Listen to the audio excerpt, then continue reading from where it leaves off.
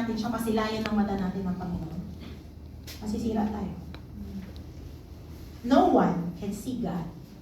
Pero can you imagine, this is the price that Jesus says, si Jesus na magsabi ha, that if you have this pure heart, you are going to have it. Amen. You are going to experience God. He is going to reveal Himself to you. You are going to have this deep personal relationship with Him. And you are going to be transformed. Can you imagine? Do you think that is a good price? Yes. Baka naman ayaw nyo yan. Amen. Because guys, if you're a believer, if you're a child of God, this is the goal. This is what we want. So what is the path to the prize? Paano natin makukuha yung prize na yan? First of all, we need to ask, ano ba, what is a pure heart?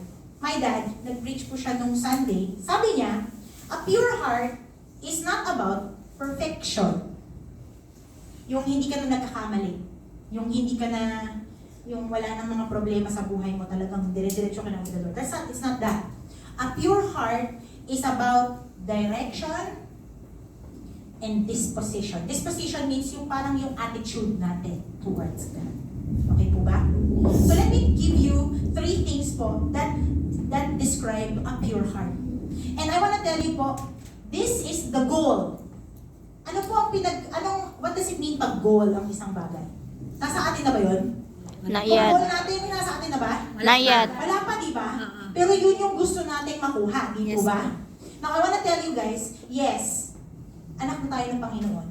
There is a part of this that is already here with us. Pero kailangan pa natin, it still needs to be transformed. So first of all, what is a pure heart? It means undivided Affection. devotion. Sino sa inyo ang may asawa? Ayan, double, di ba double? Ay. Ayan. No, hindi na double yun kasi to become one, di ba? Sino ang single? Ah, single may pastor? Single. Uy, Ay. ano, hindi ano. Okay. Hands down. Pero alam niyo po ba, guys ha, whether you are single or double, or masabi niyo sa Facebook, it's complicated. Alam niyo po ba na bawat Kristiyano, we are called to single-mindedness. Not relationship status. It is about yung devotion ng ating puso. A pure heart has undivided, sabihin natin undivided. Undivided. Ibig sabihin walang karibal ang Panginoon. Undivided affections, undivided loyalties. Si Jesus lang, si God lang. Ang opposite po ng pure heart is something na natutunan natin sa part 2, which is double-mindedness. Ito mo ngayon? Sino nakaalala ng Matthew 6:24? Sabi ni Jesus, no one can serve Two masters. two masters. You cannot serve God and money. Kung gusto mong mag-serve kay God, pero gusto mo pa rin i-serve yung money, hindi mangyayari yan. Magkakaroon ka ng double-mindedness. Dipsukos. Dipsukos is the opposite of single-mindedness. A pure heart runs after only one thing. Say one thing. One thing. Ano yung one thing na yun? Ano yung pinupursue ng pure heart? It's God. Amen. Tingnan po natin yung one thing wala dito. Sabi po ni yung Philippians, balik mo na. Yung Philippians chapter 3, verse 13 to 14. Si Paul po sabi niya, isang bagay ang ginagawa ko. Nililimot ko ang mga bagay na nakaraan at sinisikap kong abutin ang mga bagay na hinaharap.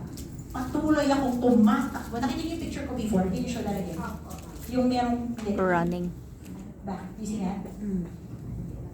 Tumatakbo siya towards the prize. Patuloy akong tumatakbo patungo sa hangganan para sa gantimpala na makalangit na pagtawag ng Diyos, bunga ng pakikipag-isa kay Kristo Jesus.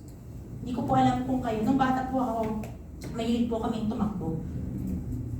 Ang pinaka-nakakatakot is yung tatakbo kayong pababa na. Pag gano'n na, diba, hindi mo na kailangan tumakbo ng mabilis eh. Kasi pababa ka na eh. Pero there's nothing like it, di ba?